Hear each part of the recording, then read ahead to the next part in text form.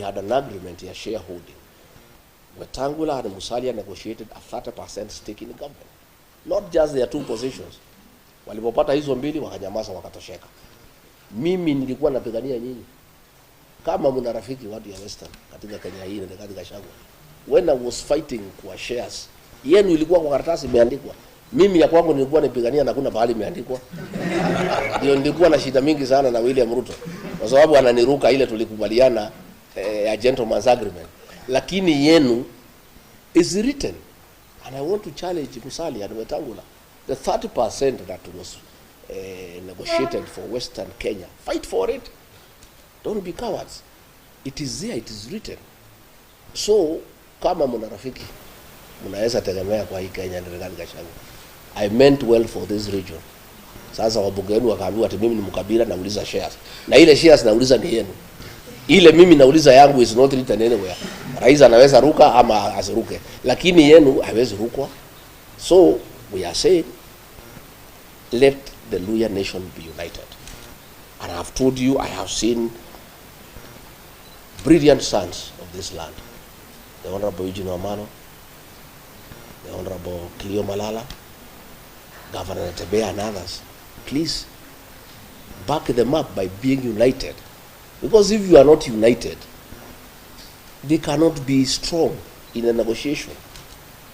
But if they come fragmented, you can't make an impact. And that is why, for the longest, kura yenu yote imekuwa kwa mtu mwingine ndio ana negotiate naye. Raila ametumia kura yenu hapo kwa serikali. Anatumia kura yenu anaenda AU. Kila wakati ametumia kura yenu. Why can't you just use your vote to negotiate directly? Mkuje muongee na wengine. So tafadhalini, let the community be united. Let the leaders who have shown they mean well for the community take the lead. Come, let us talk people who are like-minded and who mean well for this country. My name is Douglas.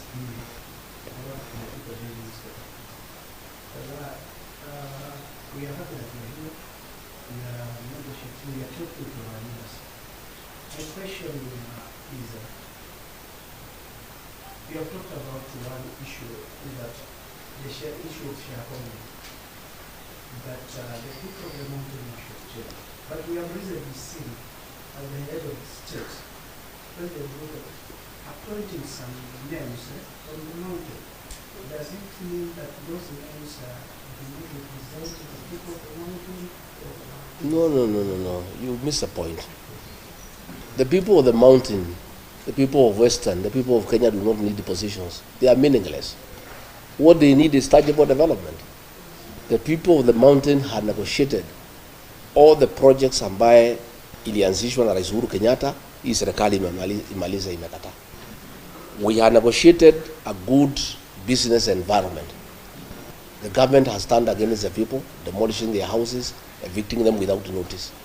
Those are the issues. Hao wamepatiwa kazi, hizo ni zao na familia zao. They are meaningless. You know, hata nyinyi, I don't think what you need are positions. What you need is 1,000 kilometers ambaye rais aliahidi atafanyia watu ya Western. Is the revival of Nzoia Sugar Factory, the revival of Mumias, issues of irrigation. How do we make sure the fertile soils of Western become meaningful to the people of this region? Because muko na rutuba nzuri sana, lakini we need roads. Tunataka barabara za lami, tunataka stima iunganishwe, tunataka madarasa ijengwe. Those are the real issues.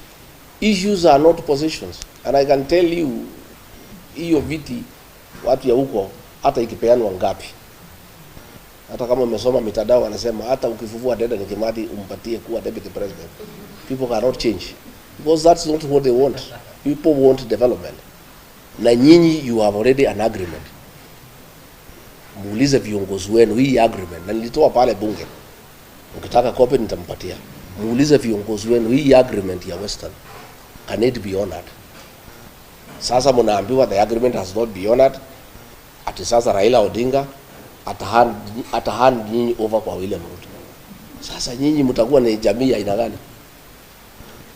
Kwani nyinyi ni ile rire ile ya kusunguka ile ya kupeana kijiti? Sasa mmekuwa pale, Raila amesaidika, ameenda AU, amesema nyinyi mmenisukuma nimeenda AU, asanteni. Sasa kuanzia leo mimi siko, Vile mlikuwa mnanifuata, mfuate huyu William Ruto. Nyinyi mtakuwa ni jamii aina gani? My second question, Mheshimiwa.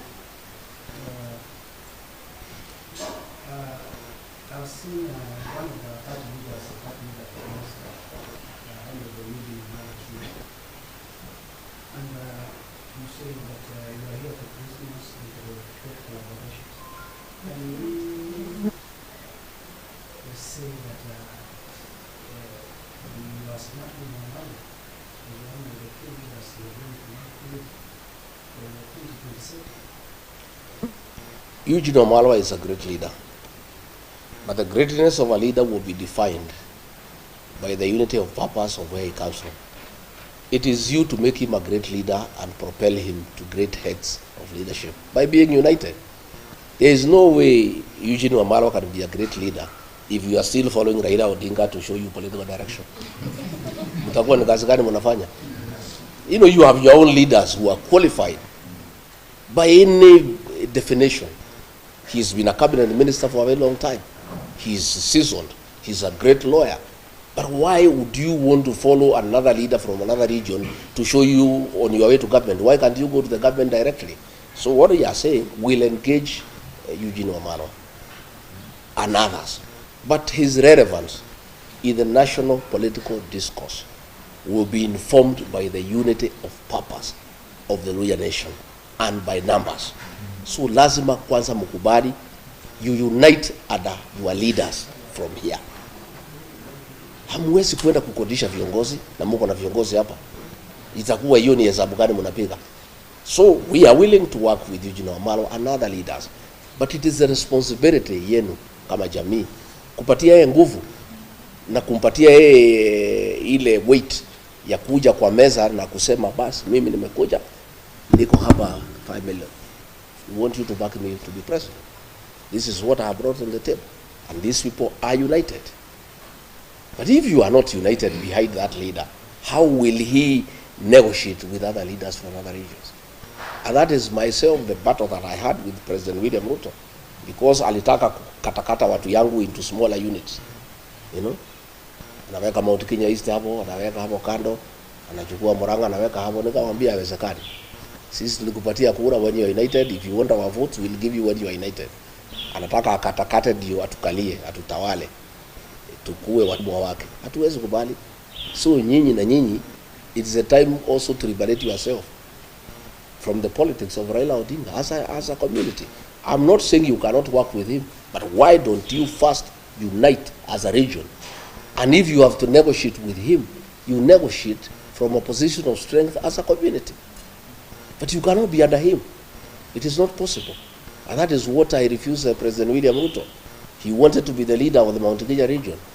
I said, you are the president of Kenya, lakini kwa jamii, there are leaders there ambaye utafanya kazi na hawa, but huwezi kuja direct kwa hawa. Lazima ukue na hawa wamejipanga vizuri, ukitaka kuongea na hawa, uongee na jamii ambaye imeungana. And he did not want that because he knows when we are united, 8, 9, 10 million votes, we are very strong. And it is not possible to shortchange us. So you, as a region, please be united and have your own identity as a region. Na msiambiwe na watu ati ni mambo ya Kenya, ati ni ukabila, oh, we want all Kenyans to be united. You know, when I have listened to the president, when he's talking about Kenya being united, what he means is Kenya being united behind him. That is what he means. Hii akiongea ati mambo ya Kenya kuungana, what he means is behind him. Kenya is not at war with anybody. All communities are working together. The people of Mlembe and others, we are friends. There is nothing to unite us. It's you to unite as a region so that you go and engage other regions who are also equally united. So, kibarua iko kwenu, my friend from the people. As you speak, do you think that the mountain is one? Because most of the political analysts have said that the mountain is divided. Most of those analysts are not from that region. They don't understand that region. That region learned bitter lessons in the year 1992 and 1997, when, out of lack of experience, we fell into the machinations of President Moi and divided the region, some people behind Kibaki and others behind Matiba, and we lost. Since the year 2002, We have remained united all the time. And that is why we are always in government. And that is why we are going to be the next government. The mountain is one. In fact, we have even now, the Kamba people have come in as Mount Kenya South. The mountain is getting larger. Na tunataka hata nyinyi watu ya Mlima Elgon pia tuungane. You know, tutukue watu moja so that we can make progress. You know, so those are people who are wishing that the mountain is divided so that they can manipulate us politically. I can assure you they will be sorry, they will be ashamed. The mountain will vote in one basket. To a man, 99% they'll vote in one basket. Hiyo ingine ati kugawanya, you can divide leaders. Those leaders ambaye wanatumika na rais kugawanya watu ya mlima, none of them can go home for Christmas. That tells you. Viongozi wako, they are divided, some are in Mombasa, some are in Eldoret, others in Nairobi. None of them can go to the mountain because the mountain itself is solid. And it has said those are traitors to the community. They cannot go home because they are being used by the president to divide the community. And the community has refused. I want to ask the people of Western to have unity of purpose, to be one as Western region. The 4 counties, plus your diaspora in Nairobi and Mombasa, talk as one, put together 5 million votes, and agree to come out on the voting day. And I can assure you, if you do that, you will be in government for eternity. You will never be out of government. But if you continue being divided, and you continue dealing with national matters through proxy, through a third party, where will you go as a region? And don't you have competent sons and daughters who can lead this region? Why do you need a third party to lead your community? You can just come directly to the national table as the Luya nation and bargain and negotiate your stake in whatever government that will be formed directly without going through a third party. Yes. There is a question I want to weigh in, and this is about impeachment. Considering the laws that the impeachment are Trump, and you are the leader of the mountain, and it's likely that you might not be eligible for political public office for another 10 years. Are you considering appointing any other person to push your agenda, political agenda on the table, or you are going to challenge that in court? I think let's cross the bridge when we reach there. The matter is in court and is ongoing.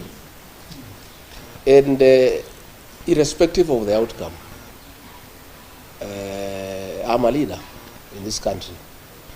And I have my own following, which has not been affected by the impeachment. The people of Kenya never impeached me. It's just a few MPs who are given money, senators. That is it. But I still have a large following. I have people who depend on me for political leadership. And there are many Kenyans who can lead. I don't have to be in office. Okay? There are many Kenyans, and I'm not a selfish person. I am somebody who is open-minded. What we want is the best for this country. And we have many leaders, including the ones from Western Kenya, who can lead this country. You know, and we cannot, I don't want to say what will happen in court. We have a court case, and we think the court will give us justice that is favorable to us. But it doesn't matter whatever it is that we are talking to the people, and the people are listening to us. And they are not listening to me because I am in office. I am not in office. They are listening to me because I have something to offer. You know? And if I was as useless as the ones who impeached us wanted us to be, they will not be following me all over and disrupting my meetings. If you look at newspapers and the social media, all the government people, they just talk about me every day. Much more than they were even talking when I was in office. Which means I have something to offer, and I have some significant contribution to make to the politics of this country. So we'll continue engaging. Yeah. Yesterday we saw each other. What is your reaction? You know, we have a desperate regime that has lost favor with the people of Kenya. Desperate people do desperate things. A police officer threw tear gas at us. The meeting went on, and the people were dealt with by Wananchi. You know, Wananchi are protecting our meetings. Our Wananchi will not allow that kind of nonsense anywhere. So the meeting still went on. Nothing stopped the meeting. These are just desperate people. They have nothing to offer the people of Kenya. There are so many questions, abductions they cannot answer, cost of living they cannot answer, poor economic management they cannot answer. They are left to desperate acts of trying to stop our meetings. In fact, those acts of trying to stop our meetings make the people more agitated by the government, and they become very rebellious. So to us, it's neither here nor there. It's just an act of desperation by a regime that has lost credibility, that has lost legitimacy, that has lost the goodwill of the people of Kenya. And when people are desperate, they are allowed to do desperate things. Excellency, there are those who say that the attacks are planned by the people so that we can put sympathy. Do you want to believe that kind of thing? Do you want to believe anything this government is saying? They say there are no abductions. President said more than 5 times there are no abductions. He seems to have changed his mind and said he is going to stop the abduction. So if he is going to stop the abductions, who was doing them? Do you believe anything these people say? These people will say anything. They are not believable anymore. People are tired of lies, you know, and everything is there. It's on video. People can see what was happening. A fellow was arrested last night. The Inspector General of Police ordered that he be released unconditionally because they were behind it, and he's a police officer. But those are desperate acts. They change nothing. They just pick the people more a burden. Just on that, you have been claiming that is Genc. Who is after your life? Who else do you think will be after my life? The answer is you all know the answer. I did not add anything more. On matters of action, you had said that Yes. Yes. I said they need to dismantle that unit. I didn't want to name the building because there are people there doing businesses, and you'll be putting that building and the people in that building into danger. I'm giving the government time to dismantle that unit on the 21st floor of that particular building. I said the officer is called Abel. He is a cousin to somebody very senior in this administration. The cousin now knows that we know him. So I have a feeling, I'm not sure, that the decision by the president to admit that the abductions and he'll stop them are quite informed by what I said, because we are getting nearer to the truth. So, but since the president spoke now, it's almost 64 hours. The people have not been released. We would like these young people to spend the new year with their families. So, Mr. President, you said utakomesha, lakini hawa watoto bado hufika nyumbani. Order their release from wherever they are. Waende nyumbani, wakae na wazazi wao, washerekee mwaka mpya. You know, the parents are in anguish, they are in agony. Kusema utakomesha is not enough. You need to actually do it by having those young people released. And as I said, it doesn't matter how many people you abduct, it doesn't matter how many meetings you disrupt, unless the president deal with the issues that have made the people of Kenya very angry, he's wasting his time. Even if you abduct the whole country, as long as those issues are outstanding, and they have everything to do with poor economic management, theft of public funds, corruption, state capture, and lack of respect for the people of Kenya. Hii kutukana watu wa Kenya, kusema wako na mapepo, calling them stupid, those are the issues that you have to deal with. Even if you abduct young people, it will not solve any problem. It will not. Maybe I have a question. We talked about abduction, and you see not only many people who are lost confidence in this regime, but you had info. And you cited people here now that no one believes this guy. days the president said chemicals are going to stop abductions, but take responsibility for your children. Do you believe it's going to stop? Well, the president is speaking from both sides of the mouth. He needs to just address abductions. That is what is the work of government. How people bring up their children, I think the president leave parents to take care of their children the way they know. We don't want too much government into people's lives. The president even wants to tell parents how to bring up their children. I mean, surely, it's lack of respect for the people of Kenya. Nikosea watu heshima. Unataka kuniambia vile mimi nitalea mtoto yangu? Rais tumekuchagua utengeneze uchumi, sio kutuambia vile tutalea watoto. These children have no problem. They are just pointing out the ills in society. And let me ask the young people, let me take this opportunity when I'm here in Kakamega County to tell our children, the Gen Zs, the millennials, what you are doing is very good on social media. But it's not enough. These young people, because they have shown patriotism and commitment to liberate our country through the power of the online space, I want to plead with them to go a step further, to take IDs and register as voters. This young generation will sort out the political problems of this country once and for all in 2027. I want to appeal to them wherever they are, that they are doing a good job. But to complete what they are doing and to make it meaningful, we need regime change. And that will come through the ballot. Much as they are doing a very good job on social media, on the X space, much as they are doing very good on TikTok, that is only a certain percentage. But the real job to liberate this country and bring good governance will take place in August 2027. And the young people, who are the majority, have a huge responsibility to sort out this country for us and for themselves, because they are the future of this country. They must register as voters, they must take IDs, and they must leave their homes by 3 a.m. on election day and queue and sort out this country once and for all.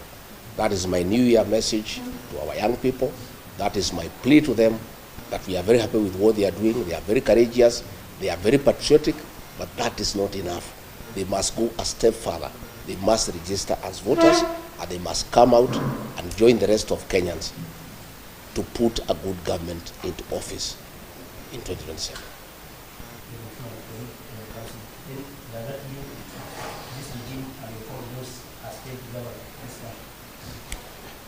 I think you have the answer. If you listen to the people of Kenya, it's an answer I don't need to tell you. You can hear what everybody is saying. Everybody is disappointed that all the promises that were given have turned out to be lies. And bad as it is to lie on those promises, we continue lying to the people more and more. You have seen the things that are going on in the health sector. You have seen the housing program. That housing program has nothing to do with houses for the people of Kenya. It's about business. Very senior people in government have shares in a company that is manufacturing cement, steel, and iron sheets. And that is why the government wants this housing program to go on. That is why there is a housing levy to get enough money so that the people in the housing department, they force the contractor to sign a subcontract for the supply of cement, steel, and iron sheets with a company where very senior people in this government have shares. That is why if you look at clinker was being imported and cement was retailing at 600 shillings. Because of conflict of interest, senior officials in this administration have shares in a company that is manufacturing clinker. And therefore, they stopped the importation of clinker and said clinker will be manufactured here locally. As a result, the price of cement shot from 600 to 900. That 300 shillings, people in government are having a part of it. So you find decisions are being made, not in the national interest, not in the interest of the country, but because of business interests by people in government. And that is where the housing program is being forced down the throats of Kenya. People are saying we don't want, we can put our own houses. The work of government is not to build houses, it's to give services, water, electricity, sewage, roads, security, good business environment. The work of putting up houses is for the private sector. But because of vested interest in the building sector, where people have acquired shares in companies that sell cement, steel, and mabati, the government forces the people of Kenya to give money for that program to continue so that they can continue enriching themselves by doing business in those items that are being used in the housing program. No, I wish to know whether it disturbs you when former President the current President when it comes, and as a result, the allies of the former President that have interest are being brought into government. Does it disturb you? Does it Why would I? about the desire Yeah. to remain in Why would it disturb me? Since those people came into government, has the prices of unga gone down? Have abductions stopped? Nothing. I'm not disturbed. I'm not even bothered. It's not even. It's a non-issue as far as I'm concerned. And change of ministers in this government is musical chairs. And I said when I had an interview with NTV, it's pointless. The president makes all the decisions himself. So even if you keep on changing ministers, you bring so and so, you move. It's a game of musical chairs. It has no impact into the overall management of the affairs of this country because all the decisions are made by the president. So it doesn't. It matters less who is minister and who is not. Does that mean that also you are because he also has, his own share? Well, I have not heard President Uhuru Kenyatta says he's interested in leading this country. He's retired. So I don't know how would be overlooking him because he's a retired president. We have not seen him participate in politics.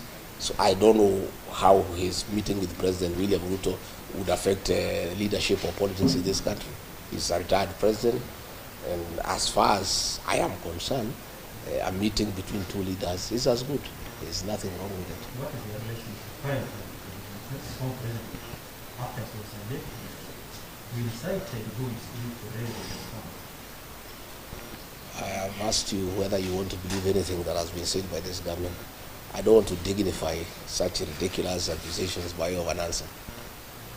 Uhuru is our son, and he's our leader back at home. And we respect him for the work he has done for this country, and we continue respecting him for what he did for this country. I want to ask this question. When you took over, the Kenya government took over, you're on the record defending the government that you inherited empty coffers. So that's why the government was unable to carry out some development projects. So are you defending the government out of ignorance or because that time? I was defending because that is the situation that was presented then. But 1 year down the line, I found we had lost focus, and we were doing things that are not a priority to the people of Kenya because of state capture. The housing program, for example, the changing of the university model, a model that was working, the doing away with the NHIF and bringing a new system called SHIF, when there is no proper interrogation of how it can work. So I was defending because we came in having certain intentions to right what we thought was wrong. But along the way, I found that most of the things that we were doing were not in national interest. And I started saying no. And that is when I started having a problem with the president by saying, no, this is not right. Let's listen to the people of Kenya. The finance bill, Kenyans are opposed to it. I was listening to the people, and saying this is what the people are saying. And that is where we started having disagreements, because I was insisting that we must listen to the people of Kenya and follow what they are saying. Namshukran Mheshimiwa Rigathi Gachagua. Naitwa Sajida Javan kutoka Dubai FM Radio hapa Kakamega. Swali langu litahusiana kwamba tangu ulipoweza kubadilishwa madarakani na mwenzio naibu wa rais wa sasa Profesa Kithure Kindiki akaweza kuteuliwa kama naibu rais, je, mlikuwa na mahusiano mazuri sana? Je, uhusiano huo ungalipo baina yako na Mheshimiwa Rigathi Gachagua? Swali la kwanza. Swali la pili, alipoteuliwa siku ya kuapishwa pale KICC, Rais William Ruto alisikika akisema kwamba hakuwa na yule msaidizi wa kumsaidia kuweza kuelimisha Wakenya kuhusiana na miradi ya serikali. Tayari ushataja baadhi ya ajenda za serikali ya Kenya Kwanza. Je, kuweza kujua kuhusiana na miradi hii na baadaye tukapata sakata mbalimbali kama vile Adani, ni kipi ambacho ulikijua ambacho Wakenya hawakujua? Yes, I heard the president say that he was lonely at the presidency because there was nobody helping him to defend government programs. That is true. I was unable to defend most of them because I could not defend theft and corruption. I could not defend Adani. So I was unable to talk about the housing program because when I listened to the people of Kenya, they didn't think it's a priority. I was unable to defend the migration from NHIF to SHIF because it's not working out well for the people of Kenya. Why I could not do it is because I was elected. I was not answerable to President William Ruto. I was answerable to the people of Kenya. So anything that the people of Kenya had a problem with, ordinarily when you are elected, you don't fight your own bosses, the people who elected you. Ndio mimi nikashindwa kwenda kutetea hizo miradi. But the person the president chose to occupy that office can defend anything because yeye ni mfanyikazi wa rais. Yeye si mfanyikazi ya raia, hajachaguliwa na mtu yeyote. Yeye ni mfanyikazi wa Rais William Ruto. So akiambiwa kwenda sema Adani ni mzuri, anaenda anasema Adani ni mzuri. Shifu ni mzuri, Shifu ni mzuri. Hii ni abduction, hakuna abduction, anasema hakuna abduction.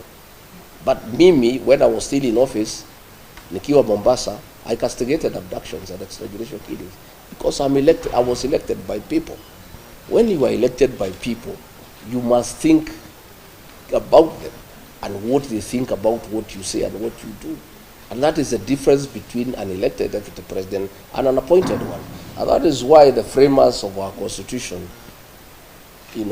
made it possible for a deputy president to be elected so that he can be talking for the people and can tell the president, no, this is wrong. But the situation we are having now, there is no difference between the president and the deputy. They are one and the same. So that was the situation. And I really asked the president to forgive me. I couldn't. I was elected, so I couldn't defend corruption. I couldn't defend things that are against the people of Kenya. There was no way I could do it. But it is not because I'm a bad person, but it's because I was elected. And once you are elected, you must respect the people who have given you the job. Mwisho kabisa, kuna hili swala ambalo wanasema kwamba kuna baadhi ya viongozi wanasema kwamba ni wakati sasa uweze kuketi chini na kunyamaza ili kuweza kuzuia baadhi ya mashambulizi ambayo yanatokea kwa sasa. Na kauli ya mwisho pia nitakuuliza kuhusiana na kuna mpango wa serikali kuweza kuleta ile vaccination ya mifugo mwaka ujao. Kauli hapo, wale wanasema ni nyamaza si wafuasi wangu, ni watu ya serikali. Watu ya serikali wanitakie vema. So ukisikia wakikwambia unyamaze, ujue unafanya ile kitu nzuri, unaendelea. Because if they meant well for me, they would not have removed me from office. Why are they bothered? If I keep quiet, I am better off. Then why should they wish me well? Yeah, I cannot keep quiet because there are many issues to talk about. We cannot keep quiet when the people of Kenya are suffering, when our children are being abducted, when people are being overtaxed. We must speak because we are leaders. And I was not just speaking because I was in office, because I'm a leader in this country who was elected by the people. I must speak for them. Mambo ya vaccination tunauliza serikali ni sawa, lakini huwezi lazimisha chanjo kwa nguvu. Chukua muda uende ueleze wafugaji faida ya hiyo chanjo, na wakikubali chanjo itaendelea. Wakikataa, ukubali wamekataa kwa sababu ng'ombe ni yake. na huwezi lazimisha mtu kuhusu mambo ya ng'ombe yake. Ng'ombe ni yake, yeye ndiye mwenye kununua, yeye ndiye mwenye kulisha. The cow is this. You cannot do things by force. If you find people are saying no, don't insist. Listen to them. If they say they want the vaccination, go ahead. If they say they don't want, stop it. Kenya is a democracy, and that is why we have a constitution, and it allows people freedom of choice to decide what you want. And you cannot interfere with people's private lives. The cow is mine.